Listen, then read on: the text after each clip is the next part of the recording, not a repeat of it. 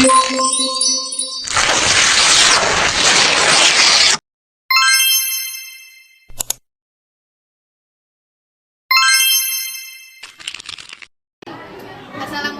warahmatullahi wabarakatuh. Perkenalkan, nama saya Irmawati.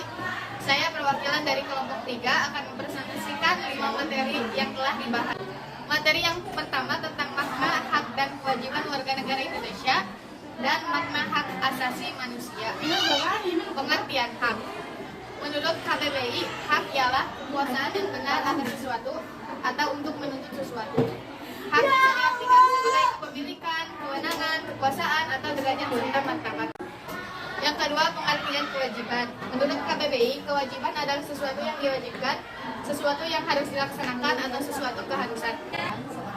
Yang ketiga, perbedaan hak dan kewajiban. Hak dan kewajiban merupakan dua istilah yang tidak bisa terpisahkan karena mereka terkait satu sama lain. Perbedaan hak dan kewajiban dapat diibaratkan sebagai koin logam yang memiliki dua sisi, melihat dari sudut pandang yang berbeda, namun berada dalam satu kesatuan yang sama. Hak adalah segala sesuatu yang harus didapatkan oleh setiap orang yang telah ada sejak lahir, bahkan sebelum lahir. Materi yang kedua tentang substansi hak dan kewajiban warga negara Indonesia. Pengertian substansi.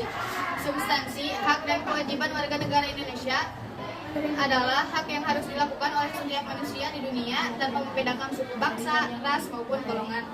Substansi kewajiban dan hak warga negara dalam Pancasila dibagi menjadi 3 bagian, yaitu A. Nilai dasar.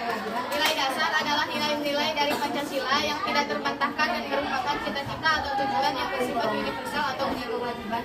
Nilai dasar dari Pancasila meliputi 1. Nilai ketuhanan, yang kedua nilai kemanusiaan, yang ketiga nilai persatuan, yang keempat nilai kerakyatan, yang kelima nilai keadilan.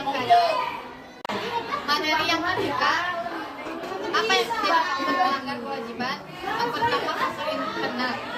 Faktor internal yang didorongkan untuk melakukan pelanggaran HAM yang berasal dari diri pelaku pelanggar HAM. A. Sikap egois atau terlalu mementingkan diri sendiri. B. Rendahnya kesadaran HAM. C.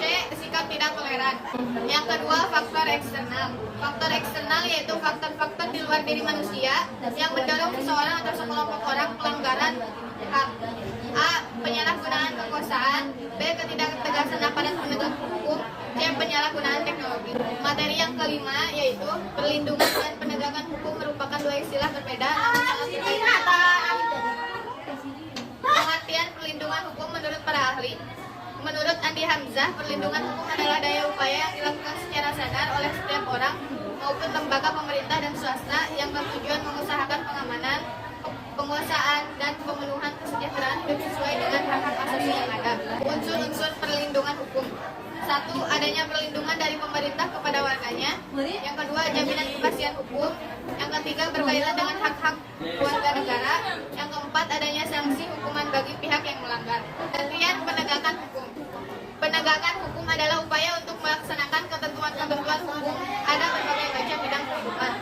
Pentingnya perlindungan dan penegakan hukum di Indonesia. 1. Tegaknya supremasi hukum. 2. Tegaknya keadilan. 3. Mewujudkan perdamaian dalam kehidupan masyarakat. Faktor penunjang keberhasilan perlindungan dan penegakan hukum. 1. Hukumnya sendiri. Berarti hukum, peraturan atau undang-undang yang dibuat tidak boleh bertentangan dengan ideologi negara. Kedua, penegak hukum harus menjalankan tugasnya dengan baik sesuai dengan peranannya masing-masing. Yang ketiga, masyarakat. Maksudnya, warga masyarakat harus mengetahui dan memahami hukum yang berlaku. Yang keempat, sarana atau fasilitas yang mendukung penegakan hukum. Yang kelima, kebudayaan.